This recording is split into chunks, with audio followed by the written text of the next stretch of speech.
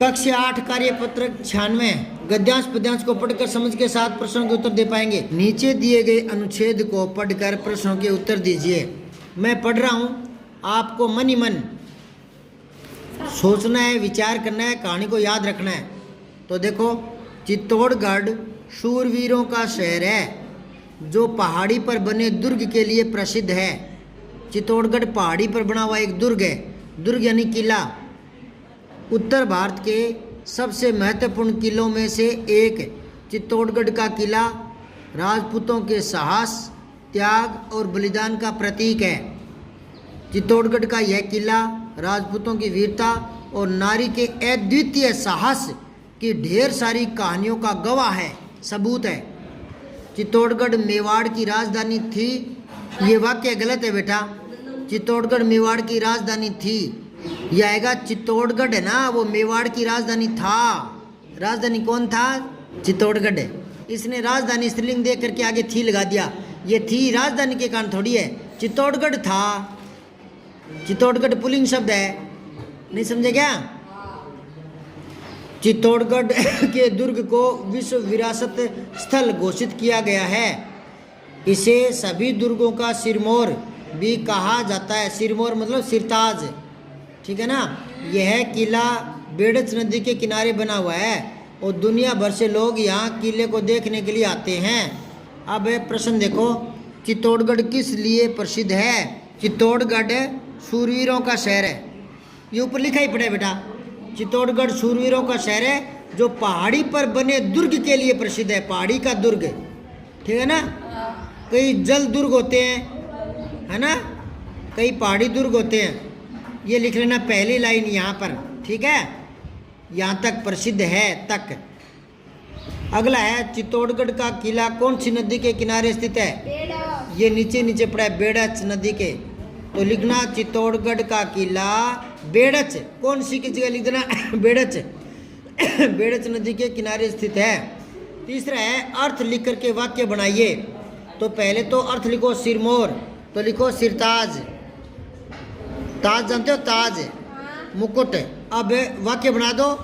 वाक्य क्या बनाओगे? लिखो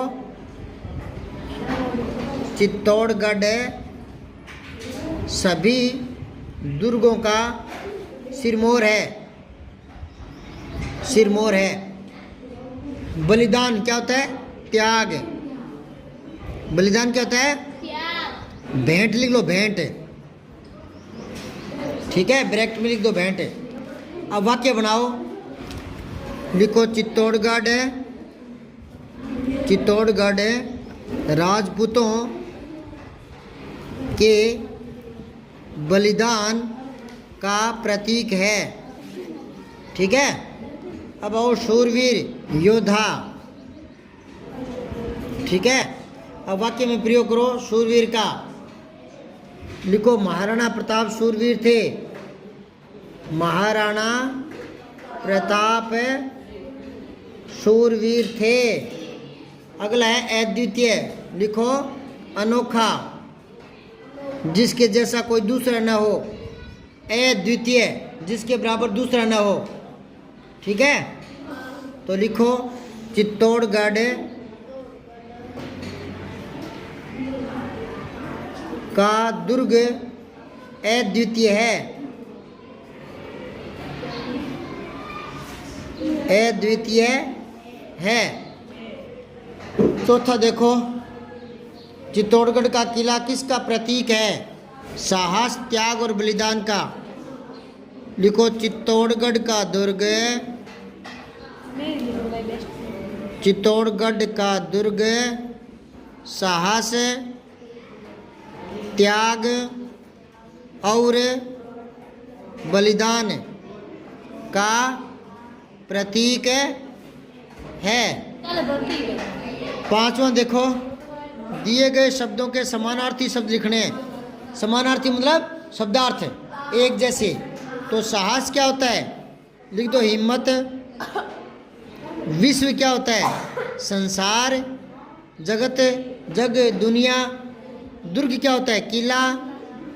दुर्ग क्या होता है? किला। या गढ़ भी बोलते हैं उसको।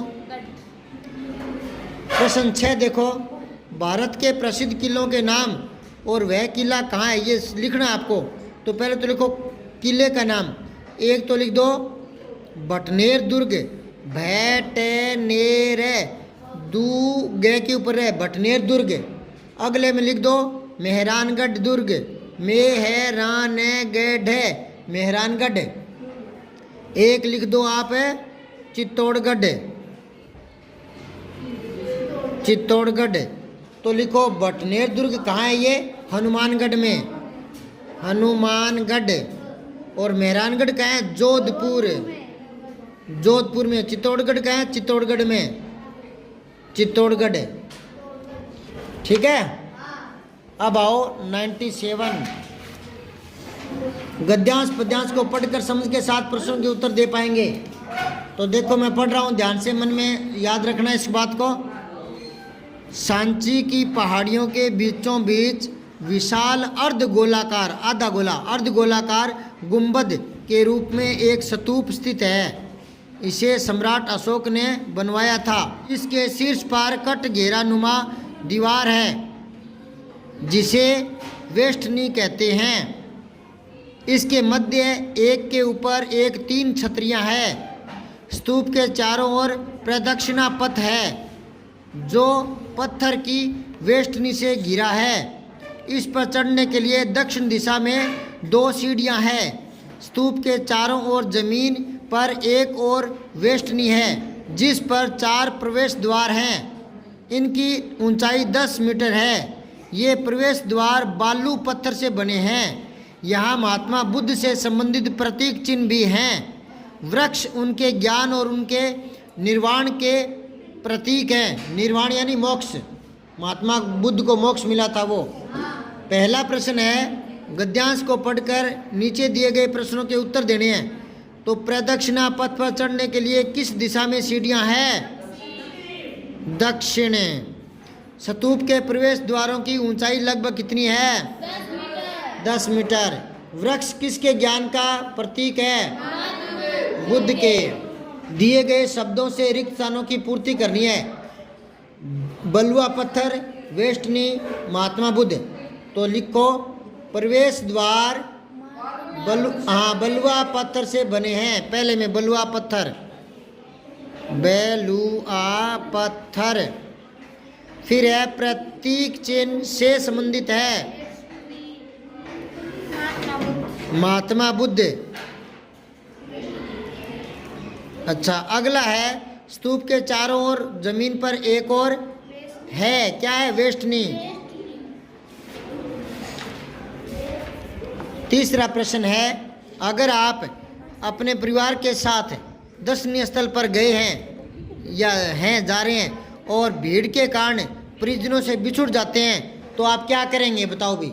मान लो आप किसी बड़े मेले में चले गए या कहीं घूमने गए बड़े बड़े सिटियों में, बॉम्बे या दिल्ली कहीं भी, और आपका वहाँ भीड़ ज़्यादा है और आपका हाथ मम्मी से छिटक गया और आप अलग हो गए, मम्मी पापा दिखाई नहीं दे रहे भीड़ में, तो आप क्या करोगे? बैठ कर रोगे क्या करोगे बताओ? सोच के बताओ क्या करोगे? हाँ बिल्कुल, एक तो पापा के नंबर है। देखो फोन नंबर आजकल सबके याद होते हैं ना, तो पापा के नंबर है। पास में खड़े किसी पुलिस वाला कोई दिखाई देना, मेले में होते ही ड्यूटी उनकी, तो उसके पास जाकर पापा के नंबर बताएंगे, है ना? लिख लो एक लाइन। तो किसी पुलिस के व्यक्ति के पास जाकर अपने पिता व गांव का नाम बताएंगे। कई बार क्या होता है बेटा, मेले में ना लाउड स्पीकर लगे होते हैं, तो जो बच्चा गुम जाता है ना तो वो पुलिस वालों के पास पता चलता है तो वो अनाउंस कर देते हैं, घोषणा कर देते हैं, स्पीकर में बोल देते हैं कि इस तरह का लड़का है, ऐसी ड्रेस पहनी हुई है, ये नाम है, और किसी का बच्चा है तो कंट्रोल रूम से प्राप्त करें। नहीं समझे क्या? तो अच्छा, एक फ़ोन नंबर बता देंगे, है ना? पिता के फ़ोन नंबर पुलिस अंकल को बता देंगे, ठीक है? और 98 करेंगे कल।